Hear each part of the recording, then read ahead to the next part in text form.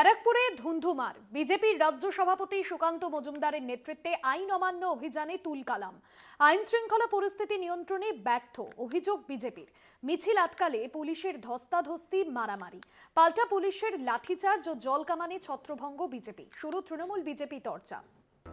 ব্যারাকপুরে ধুমধুমার, পুলিশকে লক্ষ্য করে ইট বৃষ্টি, পাল্টা জলকামান, টিয়ার গ্যাস, লাঠিচার্জ, স্তব্ধ বিটি রোডে যান চলাচল।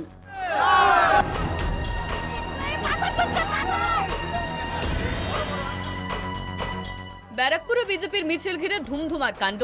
রাজ্য বিজেপির সভাপতি সুকান্ত মজুমদারের নেতৃত্বে সোমবার দুপুরে মিছিলের ডাক দেয় পদ্ম শিবির।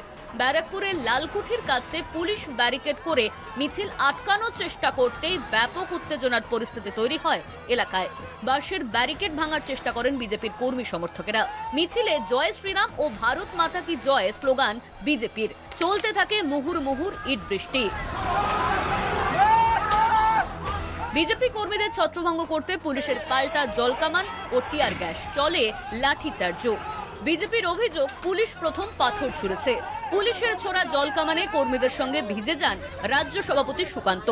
তার মধ্যে উত্তেজনা কমেনি। এরপর বিক্ষোভকারীদের মাটিতে ফেলে মারধর করা হয়। টেনে হিঁচড়ে তাদের নিয়ে যায় পুলিশ।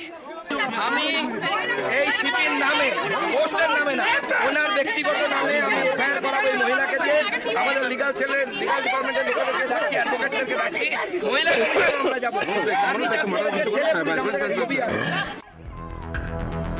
কিছুক্ষণের মধ্যে স্তব্ধ হয়ে পড়ে বিটি রোডের যান চলাচল। ঘটনাস্থলে যান ডিসি সেন্ট্রাল আশিস মৌর্য। তৃণমূলের মুখপাত্র কুণাল ঘোষ বলেন, মমতা বন্দ্যোপাধ্যায়ের পুলিশ বলে জলকামান আটকানোর চেষ্টা করেছে। কেন্দ্রীয় বাহিনী থাকলে তো গুলি চলতো।